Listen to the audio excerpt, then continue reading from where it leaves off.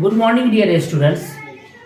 आज की मैथ की क्लास में, मैथ्स के वीडियो में हम लोग HCF सीखेंगे, महत्तम समापवर्तक सीखेंगे। पिछले वीडियो में हम लोगों ने लघुत्तम समापवर्तक सीखा था। आज हम लोग HCF सीखते हैं। HCF दो तरह से बनाया जाता है, एक अभाज्य गुणनखंड विधि होता है और एक भाग विधि होता है। तो अभी हम लोग अभाज्य गुणनखंड विधि से, अभाज्य गुणनखंड विधि के हिसाब से इसको HCF को, महत्तम समापवर्तक को बनाएंगे। ये ठीक उसी तरह से होता है जैसे आप लोगों ने लघुत्तम समापवर्तक निकाला था। जैसे कि हम लोग कुछ एग्जाम्पल देखते हैं। मान लीजिए महत्तम समापवर्तक, महत्तम समापवर्तक को मॉसर शॉर्ट में लिखते हैं।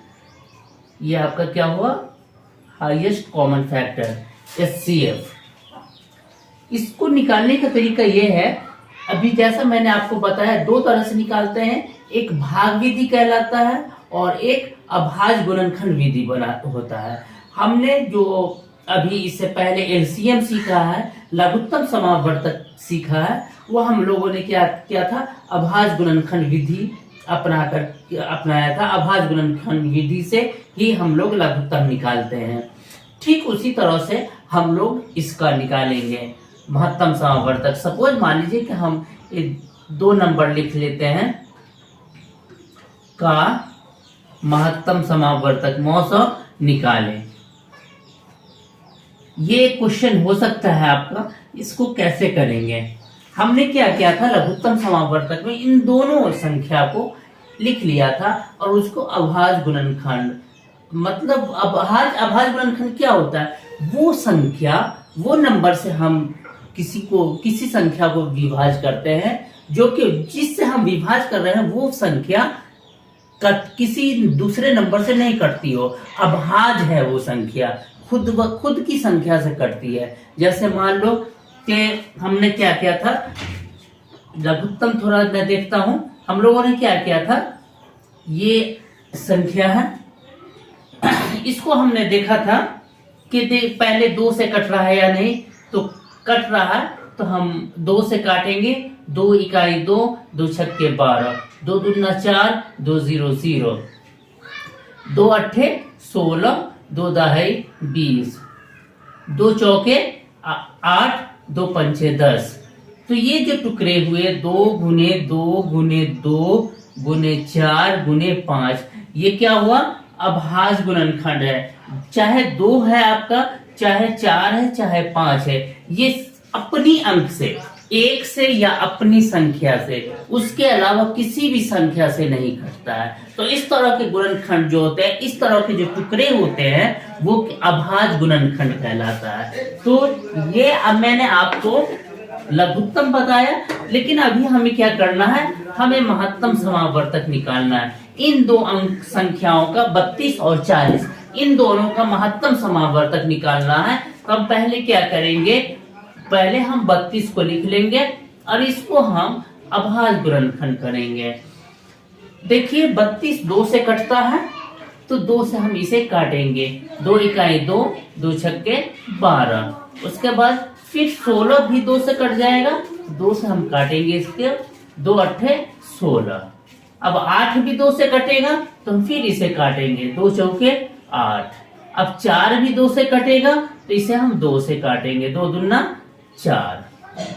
अब जो है आगे हम अगर इसे काटते हैं तो यहाँ 2 लिखना ही होगा, इसलिए हम आगे प्रोसेस नहीं करेंगे, हम इसे लिख देंगे। 2 गुने 2 गुने 2 गुने 2 गुने 2, ये आपका 4 2 हुआ और 1 2 ये हुआ, टोटल 5 2 हो गया।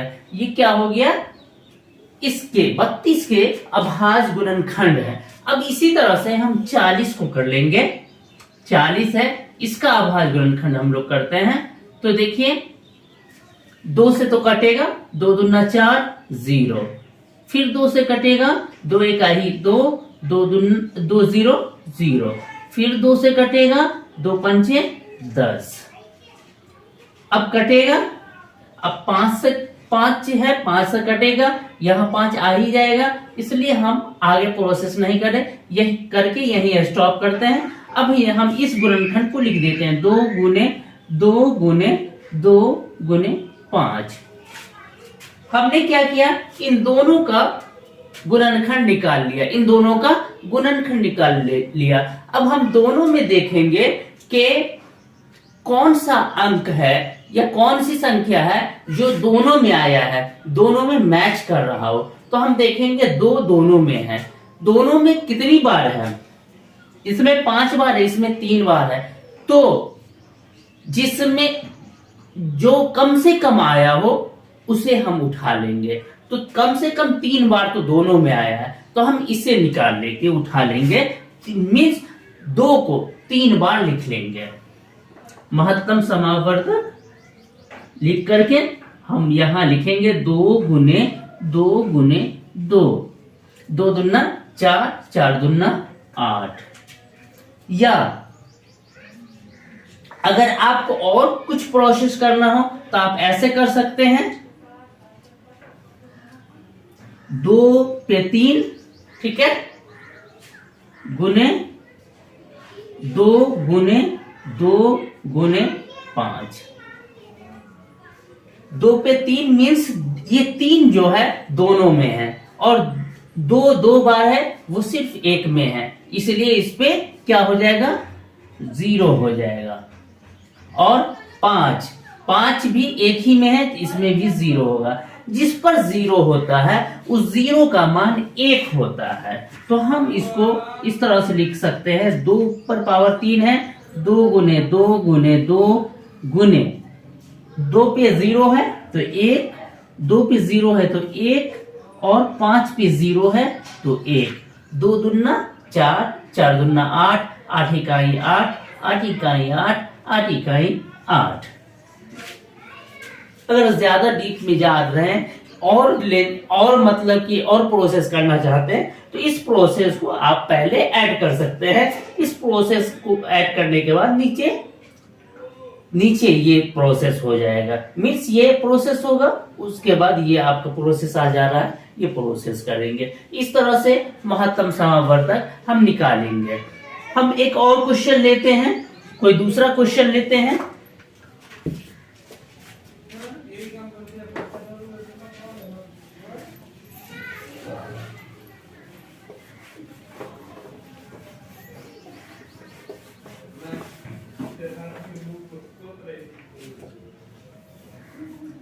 पच्चीस 30,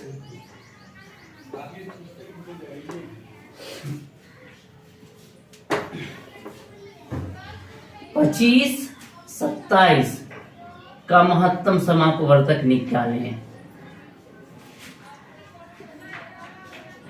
इसका कैसे निकालिएगा, ठीक उसी तरह से जैसे अभी हम लोगों ने अभाज्य गुणन करके महत्तम समावर्तक निकाला है, उसी तरह से हम इसको करेंगे। 25 का अभाज्य गुणनखंड करेंगे। 25 किससे कटेगा, 5 से कटेगा, 5 ए 25, इसका अभाज्य गुणनखंड हुआ 5 गुने 5। अब 27 को करेंगे, 3 नमा 27, 3 तिया 9, 3 गुने 3 गुने 3। महत्तम समावर्तक क्या हो जाएगा, देखिए 5 इसमें है, इसमें नहीं है, तो हम क्या करेंगे, 5 नहीं है तो 5, दोनों में 5 नहीं तो हमने 0 दिया। 3 देखिए, 3 इसमें है, इसमें नहीं है, तो 3 पे हमने 0 दिया। अभी आपको मैंने बताया था कि 5 कोई भी संख्या होगा उसके ऊपर अगर 0 होगा उसका वैल्यू 1 होगा, तो इसका वैल्यू 1 हुआ, और 3 पे भी 0 है तो इसका भी वैल्यू 1 हुआ, तो 1 इकाई 1। इसका महत्तम समावर्तक क्या हो गया, 25 और 27 का 1। इसी तरह से कोई और हम लोग नंबर लेते हैं, मान लीजिए कि हम 25, 27 और 20 और 30 हमने दिया, ठीक है। इसका हमें महत्तम समावर्तक निकालना है, तो ठीक जैसे इसे अभाज्य गुणनखंड किया था इसे भी करेंगे। 25 का भी आपने किया है, 5 25, अभाज्य गुणनखंड हुआ 5, 20 है, 2 से कटेगा, 2 इकाई 2, 0, 2 पंचे 10, 2 गुने 2 गुने 5। उसके बाद 30 है, 3 से कटे 2 से कटेगा,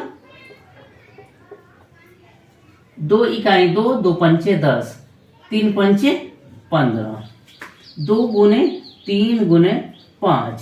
अब हम देखें 5 है, सब में है, कम से कम एक बार तो सब में है, तो एक बार हमने लिख दिया, ठीक है। उसके बाद 2 देखिए, 2 इसमें भी है, इसमें भी है, लेकिन इसमें नहीं है, तो हम 2 पे 0 डाल देंगे। उसके बाद ये देखिए 3 है, 3 इसमें है, बाकी में नहीं है, तो इस पे भी हम 0 डालेंगे। तो 5 गुने 1 गुने 1 बराबर 5 इकाई 5, 5 इकाई 5। महत्तम समावर्तक क्या हो जाएगा इसका? 5। तो इस तरह से हम महत्तम समावर्तक निकालते हैं, HCF निकालते हैं। उम्मीद है कि मेरे इस वीडियो से आपको महत्तम समावर्तक को समझने में मदद मिलेगी, आसानी होगी, और मेरा ये वीडियो आपको हेल्प किया होगा और हेल्पफुल होगा। अगर आपको लगता है कि मैं आप लोगों के लिए यूं ही और भी वीडियो बनाता रहूं, तो प्लीज आप मेरे चैनल को सब्सक्राइब करें, ताकि मेरी हौसला अफजाई हो, और अपने दोस्तों से भी मेरे वीडियो को शेयर करें। आप खुद भी लाइक करें, और अगर पसंद ना हो तो आप डिसलाइक भी कर दें, और कोई कमेंट हो अच्छा या बुरा तो आप कर सकते हैं, फ्रीली कर सकते हैं आप। मुझे उम्मीद है कि आप मेरे वीडियो के रिलेटेड ही उसे बेहतर बनाने के लिए कुछ मशवरा देंगे, तो मैं आपके कमेंट का वेलकम करूंगा। Thank you.